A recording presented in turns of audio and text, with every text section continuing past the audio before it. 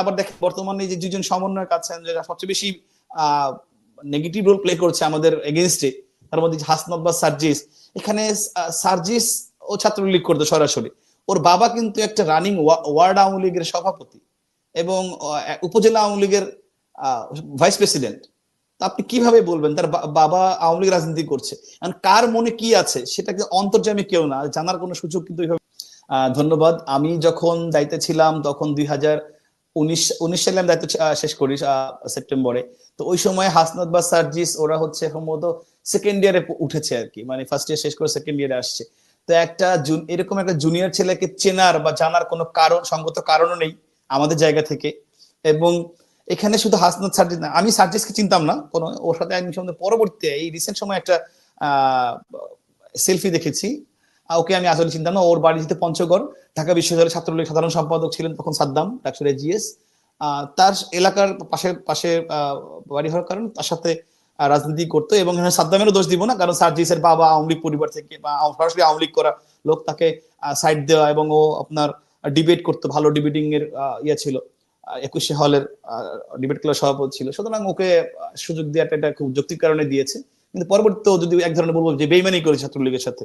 আর হাসনাতের কথা বলেন, হাসনাতকে আমি চিনতাম না। ওর যখন একটা আপনার জানেন ঢাকা বিশ্ববিদ্যালয় দীর্ঘদিন যাবত যে একটা প্রবলেম ছিল যে রেজিস্টার বিল্ডিং এর যে হয়রানিটা দীর্ঘসূত্রিতা হয়, সেটা নিয়ে অনেকদিন ধরে কথা হচ্ছিল। তো ও যখন এই ইস্যুটা নিয়ে আপনার আমরণ অনশনে বসে রেজিস্টার বিল্ডিং এর সামনে, তখন একজন সাধারণ শিক্ষার্থী হিসেবে আমি ওকে, যে ঢাকা বিশ্ববিদ্যালয়ের শিক্ষার্থী এইভাবে বসছে একটা যৌক্তিক দাবি নিয়ে, আমি সেই দাবির প্রতি সহমর্ম জানিয়ে সেখানে গিয়ে সংহত জানিয়েছে। আরো অনেকে জানিয়েছে, আমি জানিয়েছিলাম। যেহেতু ডাকসুর জিএস হিসেবে ঢাকা বিশ্বের শিক্ষার্থীরা আমাকে ভোট দিয়ে নির্বাচিত করেছে, তাদের কেউ একজন, যে কেউ, সে যে দলের বা মতের হোক, সে একজন যদি যৌক্তিক কথা বলে, দাবি জানায়, তার পাশে থাকা আমার দায়িত্ব। এবং এই জায়গাটা আমি একটু অ্যাড করতে চাই।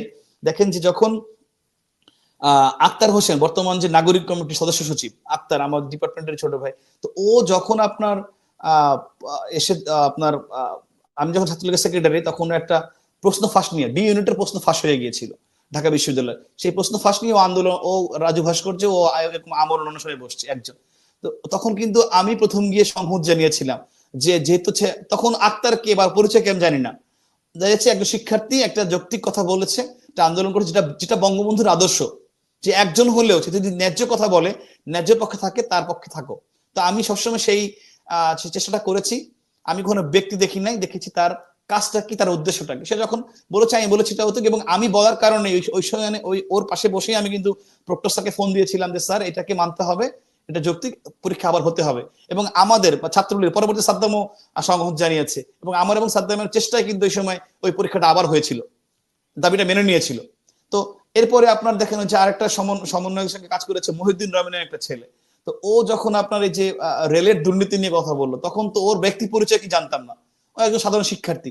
আমি কিন্তু সেখানে গিয়ে, এবং পরবর্তী ব্যারিস্টার সুমন ভাই জানেন, আমরা গিয়ে কিন্তু সংহত জানিয়েছি এবং পক্ষে দাঁড়িয়েছে যে 6 দিন বা 7 দিন একটা ছেলে দাঁড়িয়ে আছে। এখানেও আপনি দেখেন যে ও আন্দোলন করছিল 6 দিন 7 দিন, ও বসে আছে রেল স্টেশনে একা ছেলে, আর ঢাকা বিশ্ববিদ্যালয়ের শিক্ষার্থী, ও বিভিন্ন ধরনের কর্মকাণ্ড করছে। একজন রেল থেকে একজন প্রতিনিধি গিয়ে কিন্তু সাথে কথা বলে নাই। একজন এনএসআই, একজন ডিজিএফআই অথবা যে কোনো প্রতিনিধি রাষ্ট্রের গিয়ে কিন্তু কথা বলেন নাই, বা যে কি হয়েছে, ঠিক আছে এটা আমি পার্সু করি, এটাকে বসে সমাধান ব্যবস্থা করি। তা আমরা যখন গেলাম, যখন স্পার্ক করলো, তখন কিন্তু আসলো।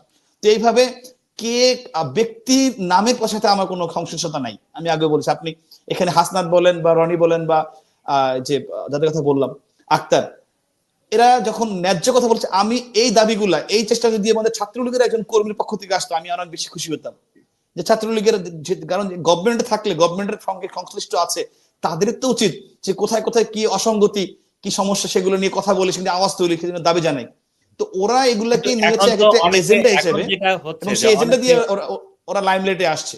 এখন অনেকে অভিযোগ করছে যে এই যে তাদেরকে তাদের রাজনৈতিক পরিচয় বা রাজনৈতিক উদ্দেশ্য আছে কিনা এরকম একটি চিন্তা ভাবনা খোঁজ খবর না নিয়ে তাদের পক্ষে দাঁড়িয়ে তাদেরকে আলোচনার লাইমলাইটে নিয়ে এসে পক্ষান্তরে সরকারের বিরুদ্ধে যে ষড়যন্ত্র সেটিকেই সফল হতে আপনারা সহযোগিতা করেছেন, এরকম একটি আলাপ কিন্তু আওয়ামী লীগের বিভিন্ন জন, এই আলাপটা কিন্তু ধোপে টিকবে না।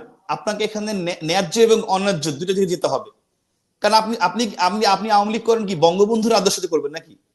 তো বঙ্গবন্ধুর আদর্শ আপনার কি শিখিয়েছে? আমাকে তো সেটা দেখতে হবে, আমাকে রুটটা, যে আপনি যদি শুরুতেই এরকম ভাবে এই ন্যায্য দাবিগুলো মেনে নিতেন তাহলে তো আজকে এই দিনটা আসতো না। আপনি তো শুরুতে যদি দায়িত্বশীল জায়গা থেকে সেটি সরকার বা দলের উচ্চ পর্যায়ে জানাতে পারতেন। অবভিয়াসলি যখন এগুলো হয়েছে আমি তো এগুলো জানিয়েছি বলে তো সমাধান হয়েছে। আপনার কি মনে এই যে আপনার প্রশ্ন ফাঁস হলো, আমি ভিসি স্যারকে প্রফেসরকে জানালাম, আপনার যখন রেলের আন্দোলন হলো আমি ডিজি কে জানিয়েছি, মন্ত্রী মহোদয়কে জানিয়েছি, তারা বসতে সমাধানের জন্য চেষ্টা করেছে, কমিটি করেছে। তারপরে আপনার যখন এই যে হাসনাত বসলো তখন আমি আমাদের ভাইস চ্যান্সেলর স্যারকে জানিয়েছি, স্যার সঙ্গে সঙ্গে দাবি মেনে নিয়েছে। তো এগুলো তো আমরাই করেছি, এগুলো তো এমন না যে ওদের আন্দোলনের কারণে হয়েছে। এবং বরঞ্চ আপনি বলতে পারেন যে এই আন্দোলনগুলো যদি আমরা অ্যাড্রেস না করতাম, না যেতাম, আমি না যেতাম, এগুলো আরো বড় হতো, একজনের জায়গায় 10 জন আসতো, এবং এই যে কোটাটা হলো এরকম একটা স্পার্ক তখন হতে পারতো। সুতরাং আপনি বলতে পারেন যে আমি এই আন্দোলন থামিয়ে দিয়েছি, তখন গভর্নমেন্টকে আর বেগ পোহাতে হয়নি। আপনি যখন ওই যে বললাম নিরপেক্ষ আন্দোলন হলো, আমি শুরুতে থামিয়ে দিয়েছি বলে গভর্নমেন্টকে এই বেগটা পেতে হয়নি। ইনফ্যাক্ট আপনি জানেন যে আমাদের এই আন্দোলন মাঝখানে আমাদের ধানমন্ডি পার্টি অফিসে রেপ হয়েছে, মার্ডার হয়েছে, এরকম গুজব ছড়িয়ে কিন্তু পুরো পার্টি অফিসটি অ্যাটাক করার জন্য মাত্র 50 গজ দূরে ছিল ওরা।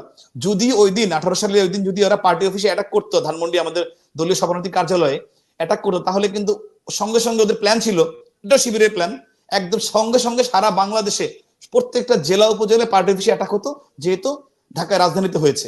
তো এই প্ল্যানটা যখন আমি বলছি, আমি কিন্তু দায়িত্ব নিয়ে, আমি এককভাবে একদম দায়িত্ব নিয়ে সিটি কলেজ থেকে আমাদের কেন্দ্রীয় ছাত্রলীগের, আপনি চিনতে পারেন দেলোয়ার রহমান দীপু, উনি স্কুল ছাত্র সম্পাদক ছিলেন, তিনি সিটি কলেজ টিচার ছিলেন, তাকে ফোন করে সঙ্গে সঙ্গে আমি ক্লাস 7 এবং ক্লাস 9 একটা বাচ্চা ছেলে একটা মেয়েকে আইডি কার্ড পরিয়ে আমি পার্টি অফিসে নিয়ে গিয়েছি এবং ওদেরকে দিয়ে লাইভ করিয়েছি শিক্ষার্থীর প্রতিনিধি হিসেবে। সেই লাইভে ওরা পুরো পার্টি অফিস ঘুরে দেখেছে, দেখে বলেছে যে, আমি বলছি দেখো তোমরা প্রত্যেকটা একদম each and every inch corner of party office, তা দেখে ছাদে গিয়ে বলেছে যে না এটা গুজব, আপনারা বিশ্বাস করবেন না, আমরা প্রতিনিধি হিসেবে আসছি, এখানে কোনো মার্ডার হয় নাই, কোনো রেপ হয় নাই। এই ঘটনা আমি যে দায়িত্ব নিয়ে করলাম শিক্ষার্থীকে এই ঝামেলার মধ্যে নিয়ে এসে, এটা করার কারণে কিন্তু আর ওরা এই ষড়যন্ত্র বাস্তবায়ন করতে পারেনি। সুতরাং ষড়যন্ত্র ওরা করবেই, বারংবার করবে, চেষ্টা করবে। আমার কাজ হচ্ছে আমি কোনো লুপহোলস রাখবো না, আমি ওদেরকে সেই সুযোগ দিব না। যে সুযোগটা আমরা এই কোটা আন্দোলনে এই 24 ওদেরকে দিয়েছি, সেই সুযোগটা দেয়া ঠিক হয় না।